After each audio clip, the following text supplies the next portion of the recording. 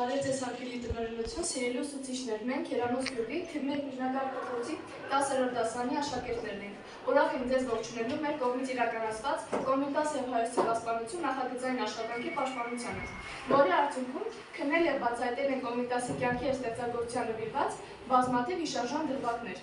Մեր նախագծի ընթացքում կընդմիջենք Կոմիտասի երգերով, իսկ մեր նախագծի ղեկավարն է Կարինե Խաչատրյանը։ Մեր նախագծի նպատակն է ձևավորել և զարգացնել ցեղասպանության հետևանքների և Կոմիտասի մասնակցության մասին գիտելիքներ, ձեռք բերել գիտելիքներ հայոց ցեղասպանության վերաբերյալ, անվանել, որ հայոց ցեղասպանության ճանաչումն ու դատապարտումը Հայաստանի Հանրապետության ողջ հայության համար ազգային անվտանգության հիմնախնդիր է, անվանել և արժևորել տվյալ ժամանակաշրջանի և ներկայիս Հայաստանի միջև եղած բազմատեսակ կապերը, պատմական փորձի յուրացման, կորուստներից դասեր քաղելու և հետագա սերունդերին դրանց փոխանցման անհրաժեշտությունը։ Մեր նախագծի խնդիրներն առաջին Կոմիտասի ժառանգության վերագնահատումը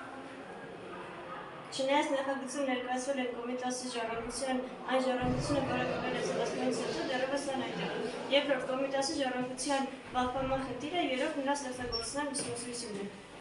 Իմանանք Կոմիտասի կյանքի կարևորագույն դրվագները և ցեղասպանության ընթացքում կրած տառապանքները, ստանանք ընդհանուր պատկերացում հայոց ցեղասպանության մասին, ընդգրկելով դրա պատմական համատեքստը, պատճառները, ընթացքը և հետևանքները։ Կհասկանանք, որ երաժշտությունը ոչ միայն արվեստ է, այլև կարևոր միջոց է պատմության վերագրման և հասարակական հիշողության պահպանման համար։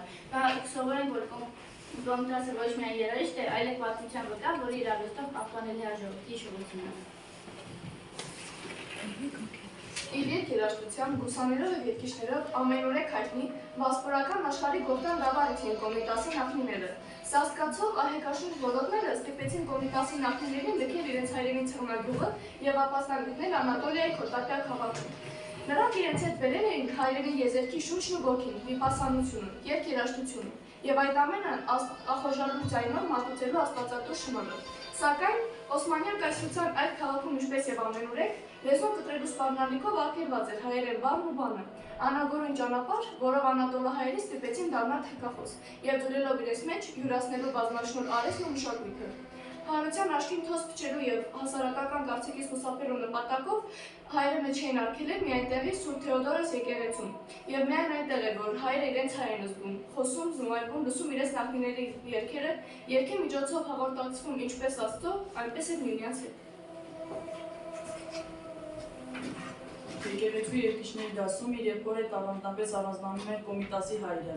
Կոշկակար Գևորգը բազմաշնորհ էր, հատկապես երգելու, պարելու, երաժշտության և մարդկանց զվարճացնելու մեջ։ 1869 թվականի սեպտեմբերի 26-ին Գևորգի և Թագուհու թրքապոց ընտանիքում է ծնվել նրանց միակ և անդրանիկ որդին, որին մկրտեցին Սուրբ Թեոդորոս եկեղեցում և անունը կնքեցին Սողոմոն։ Փոքրիկին սակայն ի վերուս մայրական սեր և գորովանք չէր վերապահված, այլ ողջի դառը ճակատագիր։ Իր ժողովրդի զավակն իսկական ժողովրդի պես ինքն էր ворդ մնաց։ Նա նույնիսկ չկար և մի տարեկան, երբ մայրը գնաց։ Ախ, եթե գնաց նրա լույս հոգին, թող որ համբարնա, արժանի դառնա։ Իր հավատացած երկնային գահին, թե ինչու գնաց հայոց Թագուհին, մնար ու ծիծ տար, իր ժողովրդի, մեր Կոմիտասի, մնար ու հոգար մեր մինուճարի իր որդու մասին։ Մնար ու նրան մայրություն աներ, հուսահատության, տրտմության պահին, նրա ճակատի ամպերը վաներ, նախ նրա ոտի ու հետո սրտի հրշերը հաներ, մնար, որ հետո, շատ ու շատ հետո, երբ որդին քայլեց մուտարա հետո, երբ եղավ անդարձ ու եղավ անել, թերևս նա իր մայրական սրտով, իր մինուճարի ու մեր հանճարի սեր ցավը տաներ։ Երբ բոլորեց որդու 7 տարին, ուսման հարգը գնահատող հայրը որդուն տվեց սովորելու տեղի ազգային 4-դասյա վարժարանում, ուր ոչ սովորելու տարրական պայմաններ կային և ոչ էլ որակյալ ուսուցիչներ։ Վտիտ նիարակազմ գունատ տղայի համար երգը սնունդ էր, ձմռան ցրտին հագուստ, Վահան փողոցային ծեծկռտիքի ժամանակ։ Փողոցների թափառական երգիչ, Քոթայիայի բնակիչները այդպես են նշել Կոմիտասին։ Դպրոցը բարձր գնահատականներով ավարտած Սողոմոնը, որը գցում է հոգսի մեջ, ինչ անել, տղան սովորել էր ուզում, իսկ ինքը բավարար միջոցներ չուներ նրան բոլից գիշերօթիկ ուղարկելու համար։ Ստիպված ընտրում է բուսայի տարբերակը, որը եւ մոտ է, եւ բարձր բաժանն է, եւ որ ամենակարևորը այնտեղ է գտնում կնոջ հարազատները։ Սակայն 4 ամիս հետո արի դժբախտություն, կրկնակի որբություն։ Բոլորովին որբացա Սողոմոնը, լսելով որ մավանուրը շտապում է տուն իր առատ արցունքներով ողողելու չտեսածմոր եւ իր երազանքները կիսաթված հողաթուն բերել։ Գետ հայրը մնար, բայց հայրն էր գնաց, երբ որդին չկար 10 տարեկան, իր ժողովրդի զավակն իսկական, ժողովրդի պես նա որփուկ մնաց, նա մնաց անտուն, մնաց բնավեր, տոլաշ ծնավեր, եղավ անդադար, եղավ բնավեր, տոլաշ ծնավեր։ Սողոմոնի ճակատագիրը կմնար այդպես անորոշ եւ ապրած օրերը տխուր եւ թափառ, եթե երջանիկ պատականությունը չմասնավորի նրա հետագա ապրած կյանքը։ Գևորգ 4 կաթողիկոսը, որը 1874 թվականին Էջմիածնում հիմնել է Գևորգյան ճեմարան, հատուկ օրդակով Պարսկաստան եւ Թուրքիայի տարածքներից պահանջում էր 30 ցավեր աշակերտներ։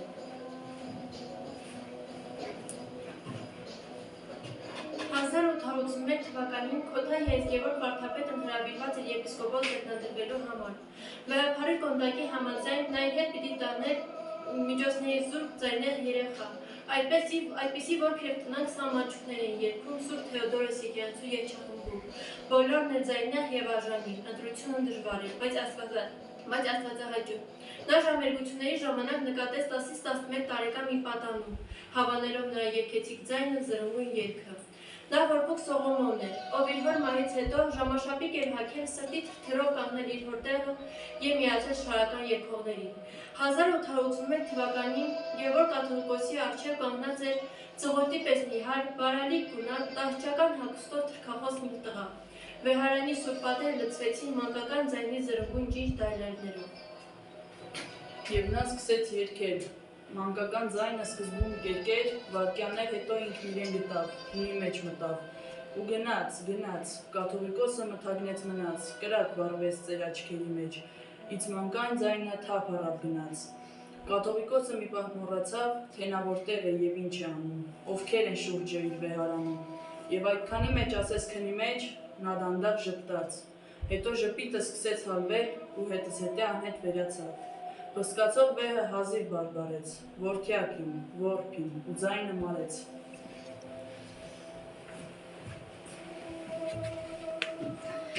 Սողոմոնը դարձավ ճեմարանի որդեգիր սանը և բարձր առաջադիմություն ցուցաբերեց վարժարանում։ Նրա երաժշտության ուսուցիչներն էին Մակար Եղնարյանը և Կաղա Մուրզան։ Ավարտելով դպրոցական բաժինը 1890 թվականին Մակար կաթողիկոսի կողմից ձեռնադրվում է սարքավակ և մտնում է ճեմարանի մասնագիտարան, որն ավարտելով 1893 թվականին Խրիմյան կաթողիկոսի կողմից ձեռնադրվում է ԱԲՂ Կոմիտաս անվանակոչությամբ։ Կոմիտասը մտնում է ճեմարանի մասնագիտարան, քանի որ նա այնտեղի երաժշտության ուսուցիչն է։ 1995 թվականին Կոմիտասը մեկնում է Թիֆլիս, Արամ Եղյանի մոտ Արմենիա սովորել նպատակով։ Թիֆլիսը շատ հարմար քաղաք էր Կոմիտասը մարգազային տեղ ամենայն նշեցնում էր հայկականությունը։ 6 ամիսների ընթացքում նա կարողանում է սովորել հարմոնիայի ու պակաս խոզուկների մասին գիտելիքները և հետագայում հիմքում է Եվրոպա սովորելու համար։ 1996 թվականի հունիսին Կոմիտասը մեկնում է Բեռլին, առանց օրենության մասում ընդունվելու։ Նա իր ընկերներով միասին կարողանում է բնակարան գտնել, սակայն որևիցե միջոցներ չունենալու պատճառով նա հաճախ վիճակվում է սննդի քանակորական սնվելով մեկ անգամ համատարապես սննդապես սննդից։ Նա Խրիմյան Հայրիկ Կորնեսյան և Ալեքսանդր Մանտաշյանի վարության ներքո կարողանում է սովորել Բեռլինի կայսրական համալսարանում։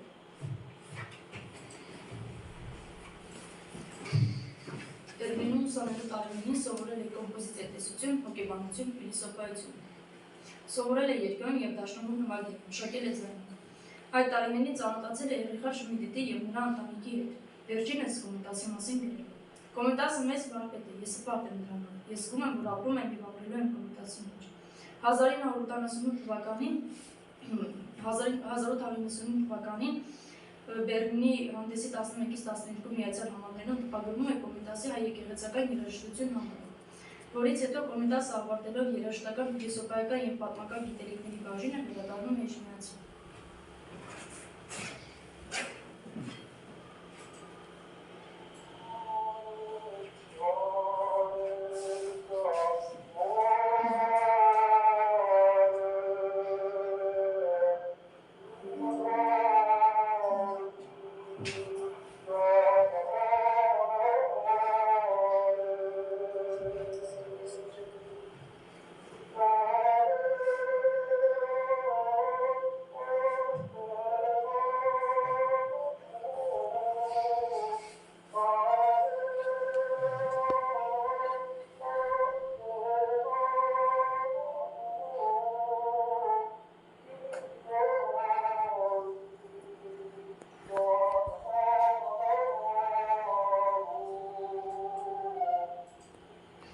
Այդ ամենի արդյունքում կոմիտասը 1899 թվականին վերադառնալով Գևորգյան ջեմարան սկսեց վարել դպրապետի պաշտոնը։ Նա հավաքագրեց ու ղեկավարեց մեծ բազմության երջախումբ։ Այդ պաշտոնն անունած մինչև 1906 թվականներին, այդ ընթացքում նա ավարտին անցրեց իր տեսական և հետազոտական աշխատանքները, որի միջոցով էլ տեղ գտավ երաժշտության էթնոգրաֆիայի իրավիճաններում։ Կոմիտասը տղամարդկանց բազմության երջախմբով համերգներ է տվել Երևանում, Թիֆլիսում, Բաքվում։ Կոմիտասը ամառ անց էր կազմում Հայաստանի տարբեր գյուղերում, առանձնահատուկ հարաբերություններ հաստատում գեղչուկների հետ, իսկ եռած Տեդակ և հայ սրբազան գեղձերի մեջ նա գրել է. Գեղչուկը բնության արածած զավակն է, ուստի ճաշակը բնության, բովանդակ, հոգով և սրտով, իր երգելու մեջ բնություն կխոսե, որտեղ բնություն է նախ իր մեջ խոսած, իր սրտի մեջ բնության ծով կիուզ է, բասնձին ինքն իր բնության նալիքներու վրա տերիր է, իր ամբողջ կյանքն իր երգելու մեջ ներշնչված, վերջապես գեղչական երգի տեսակ ասում, հայելիներ են, որոնք զատ, իր ծնունդն առած, վայրեր ու դիրքը, կլիմա, բնության իր կյանքի կանոնադարձն են։ Այդ ամենի արդյունքում Կոմիտասը լուծեց հայ գեղչական երգերի պահպանման և վերարտադրման բարդ գիտական խնդիրը։ 1903 թվականին մի քանի տարի հավաքագրումից հետո լույս տեսավ նրանց առաջին հատորը, 1000 մի խաղ հավաքածուն։ 1904 թվականին լույս տեսավ նրանց երկրորդ մասը, որից հարցում նրան օգնել էր Մանուկ Աբելյան, իսկ 1905 թվականին տպագրվեց ևս 50 երգեր, որոնք հետագայում սիրվեց ժողովրդի կողմից։ Դրանից հետո 1903 թվականին Թիֆլիսի Տեշմիածին է գալիս Ջիվանինի խմբով։ Կոմիտասը այդ առօրյա բաց թողնելով եւ իր աշակերտներին աշխարհական երկրի մասին բուն գաղափար տալու նպատակով իր մոտ հրավիրում Ջիվանին եւ ձայնագրում են մի քանի երգեր, որոնք հետագայում դառնում են Կոմիտասի սիրելի մոտիվներից։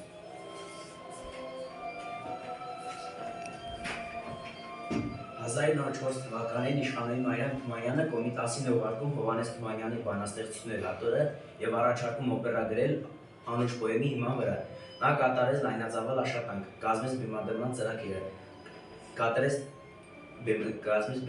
ծրագիրը, սակայն այդ աշխատանքը անհայտ պատճառներով երբեք չհրապարակվեց։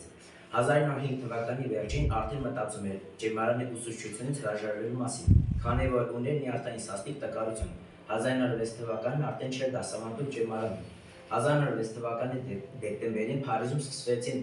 հայ ժողովրդական և հոգևոր երգերի մշակումներով համերգները։ Այս համերգում տեղի ունեցած մի դիպացի մասին գրել է Հրաչյա Ջարյանը։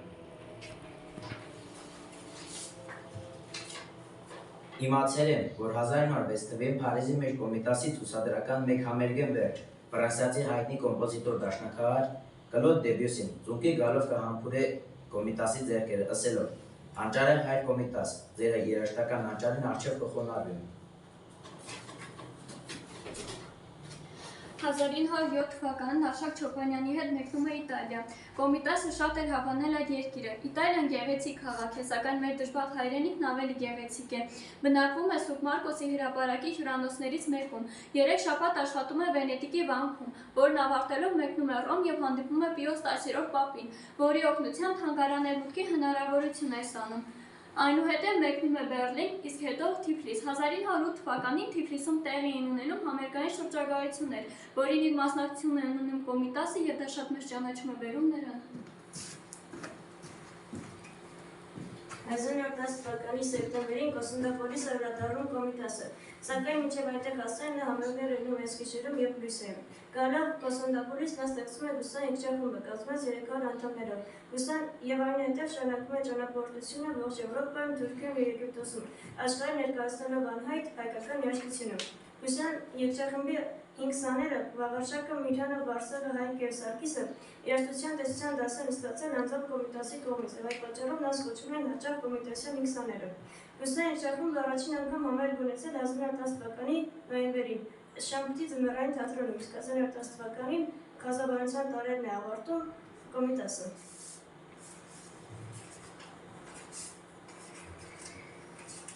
Իրավը, ես գտել եմ այն ֆազերի բանալին եւ նույնիսկ կարդում եմ բաց գրվածները, բայց ձեր վերջակետին չեմ ասել։ Ձի յուրաքանչյուր խազի որդավոր իմաստին թափանցելու համար նույնիսկ տասնյակ ձեռակներ բրբտելով երբեմն ամիսներ է սվում, ինձ ձեռքից տակ եղած խազերը, այն էլ անուն ունեցողները 150 հատ են առայժմ։ Մի կողմ թողենք դեռևս անանուն խազերը, որոնք քիչ շատ են, գրում է Կոմիտասը։ 1911 թվականի հուլիս-օգոստոս ամիսներին մեկնում է Փարիզ, այնտեղից էլ Անգլիա հանգստանալու և կազդուրվանելու համար։ Վերադառնալով Կոստանդնուպոլ շարունակում է տարբեր համերգներ տալ երգչախմբի հետ։ 1914 թվականին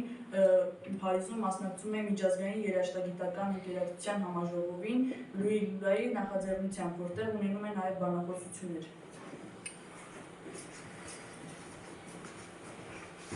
19-րդ դարը ավարտվում էր։ Ինչ էր պայել ժողովրդի համար 20-րդ դարը գաղտնի խորքերում։ Ոչ, Եղևնը չէր ավարտվել։ Այն պիտի անցնի 19-րդ դարի սահմանը և իր կիզակետին հասներ 1915 թվականին։ Նրանք, որ եկան, երգում էին Մարսելիես և կոկոր պատրելով ճչում էին ազատություն, հավասարություն, եղբայրություն կարգախոսը։ Նրանք Թալյաթը, Ջեմալը, Էնվերը, Շաքիրը, Նազմը, իրի թուրքերի պարագլուխները։ Ուշադիր լսեք, թե ինչ են խոսում նրանք։ Ոչինչ հորիված չէ նրանց կուսակցական այս մանրամասն սղագրությունը, մինչև այսօր է թուրքական արխիվներում է։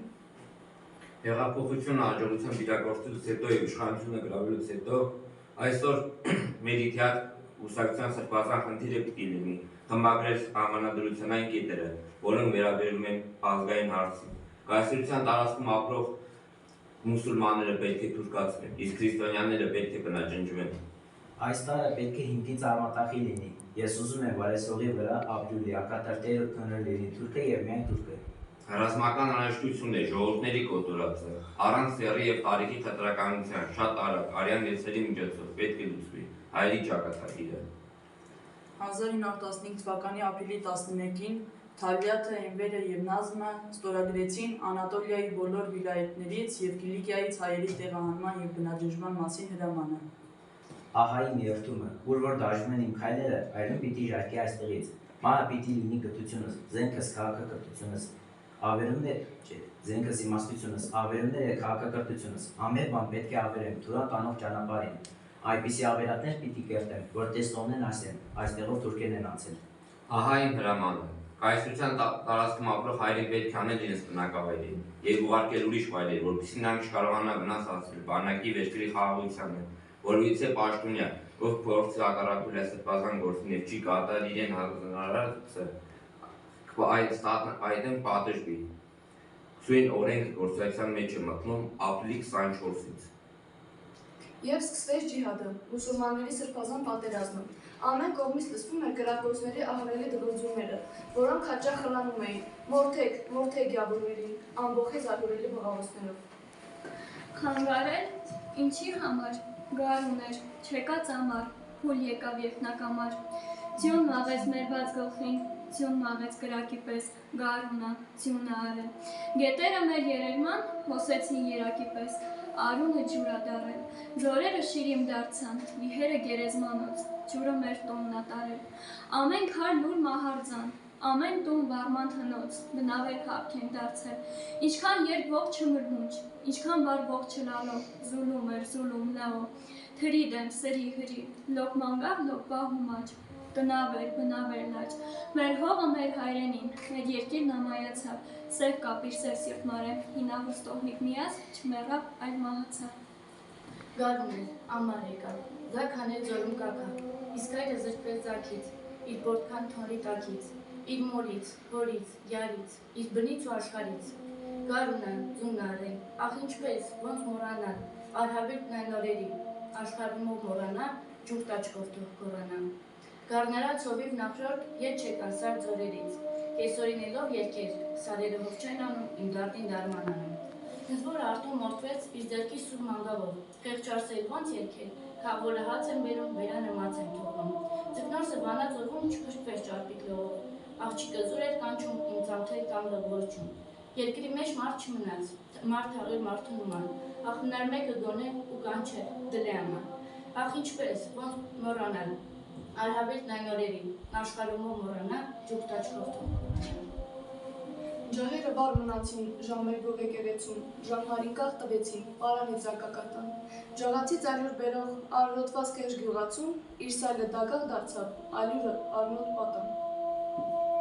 Տատը իր ձեռքը մեկնած կճկճան հավի թառին, իր հիվանդ թորան համար խորոտի ջուտ էր բռնում։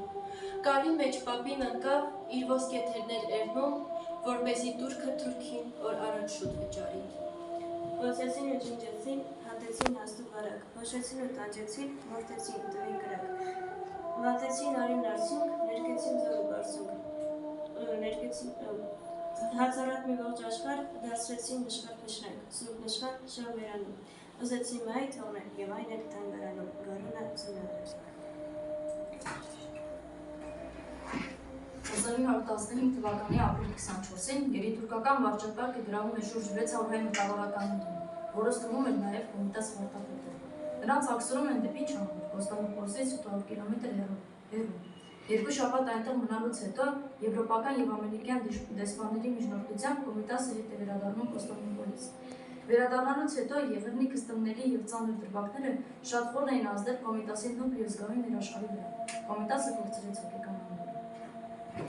Վարդապետի մոտ ակնհայտորեն խորանում էին հետապնդման մանիայի ախտանշանները, ևս թուշագրերի ամեն ձայն կանցնցուն սարսափեցնում էր նրան։ Կոմիտասին թվում էր, որ թուրքերը հետապնդում են իրեն, ուստի ետնաձգտում էր անընդհատ միայնության եւ լռությանը։ Հաճախ չէր ընդունում իր բարեկամներին, ծանոթներին, իրեն տեսնել ցանկացող երկրպագուներին։ Բժշկապետ Վարդան Թորգոմյանը խորհրդակցելով Կոնստանդնուպոլսի հայտնի հոգեբույժ դոկտոր Բոնոսի հետ Կոմիտասին տեղափոխում է Շիշլի հիվանդանոցը, ուր վարդապետը մնում է մինչև 1919 թվականը։ Վարդապետ շվար, բայց եւ բախտավոր, քո մտքով անցավ, որ մասիս նայող, մեր նոր ու վերջին ոստանի առաջ, մեր հավատացած աչքերի հանդեպ, կարծես թե դիտմամբ ու միտումնորեն մեծ անխղճապար պիտի կրկռի, մեր փակված վերքը նորից վեր բանա, մագնիսի նման անվեր ձգելով գետ մոտիկանալ, թույլ չտա բնալ, դե եկ վարդապետ, ու մի խենթանալ։ Ինչ կա ավելի ծանր ու խղճալի, քան թե կսկիծը որտեգորույս մոր, իսկ եթե դա էլ քիչ են համարում, ու սպանված դիակը դիտմամբ, ընկում են թշվառ մոր աչքի առջև, ոչ թե մի շաբաթ, արձիկ տարիներ, դե եթե մայր ես, եկ մի ցնորվիր։ Իր պայծառատեսության պահերին նա բազմիցս բողոքել է իր վանդանոցի անտանելի պայմաններից։ Սնունդը շան լավ, կեղտ ու ոչինչ, իսկ միակ բուժումը մեկուսացում եւ անտարբեր վերաբերմունք։ Առաջին համաշխարհային պատերազմի ավարտից հետո Հայգավութը վարդապետի վիճակը բարելավելու նպատակով որոշում է նրան ուղարկել Ֆրանսիա։ 1919 թվականին նրան տեղափոխում են Վիլերոյի հոգեբուժարան, որտեղ մնում է 3 տարի, իսկ 23 թվականին տեղափոխում են Վիլժոյի հոգեբուժարան, որտեղ մնում է մինչև իր կյանքի վերջը։ Իրականում Կոմիտաս վարդապետի հիվանդության վերաբերյալ կան բազմաթիվ վարկածներ։ Վարկածներից մեկը դա 1915 թվականին տեղի ունեցած մեծ եղերն են, որոնց շատ վատ ազդեցություն ունեցավ նրա հոգեկան աշխարհի վրա։ Կան վարկածներ, որ նա ինքնասպան է եղել, քանի որ նրա հոգեկան վիճակը գտնվում էր շատ ծանր վիճակում։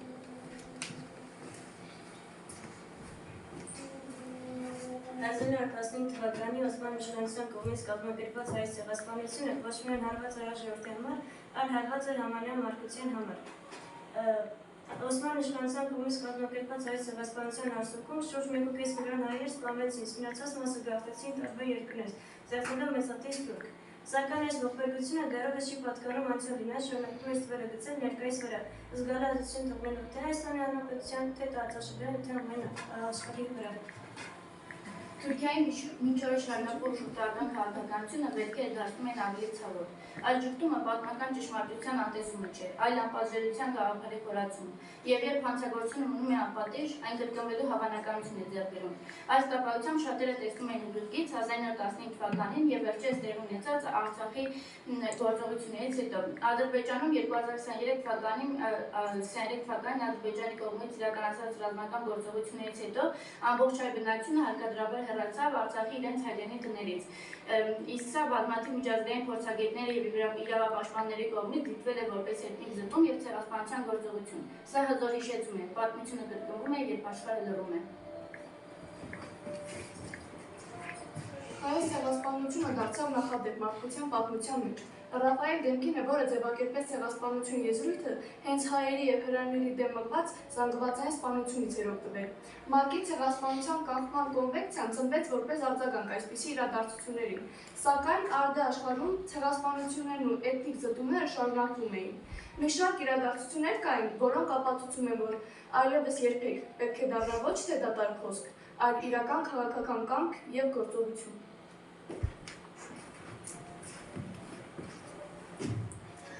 Հայոց ցեղասպանության ճանաչումը միայն պատմական արդարություն չէ։ Երբ աշխարհի երկրները ճանաչում են 1915-ի իրադարձությունը, իրենց ուսերին վերցնում են պարտավորություն, այլևս թույլ չտալու նման հանցագործություններ։ Եվ դա է հենց պատճառը, որ հայոց ցեղասպանության ճանաչումը մնում է ոչ եւ քաղաքական եւ բարոյական առաջնահերթություն, ոչ միայն հայ ժողովրդի, այլ նաեւ ամբողջ աշխարհի համար։ Այժմ խոսենք Կոմիտասի մեծ թողած ժառանգության մասին, որը դարեր շարունակ եղել է հայ ժողովրդի ինքնության պահպանման խորհրդանիշը։ Այն այսօր ևս շարունակում է մնալ հայ մշակութային խորհրդանիշի պահպանման միջոց, եւ դա անընդհատ հիշեցնում է, որ ցեղասպանության արդյունքում զոհված կյանքերն ու մշակութային արժեքները դեռևս պահանջում են ճանաչում։ Կոմիտասի հայ ժողովրդական երգերի հավաքագրումը դիտարկում են ոչ միայն որպես երաժշտական գործունեություն, այլև որպես պատմության պահպանման միջոց։ Այսօր, երբ մեր հայ մշակույթը վտանգված է պատերազմների պատճառով, երաժշտությունը կարող է լինել ոչ միայն արվեստի, այլև Կոմիտասի երաժշտությունը կարող է լինել որպես թերապևտիկ միջոց։ Անձնական եւ հավաքական տրավմաները վերացնելու համար հոգեբաններն այժմ առաջարկում են երաժշտաթերապիա, քանի որ Կոմիտասի երաժշտությունը եւ մեղեդիները ծնունդ են առել կորստի վերապրելու ճանապարհին, նրանք կարող են լինել ոչ միայն ժառանգություն, այլև կարող են լինել պատերազմների եւ բռնության հետևանքները վերացնելու միջոց։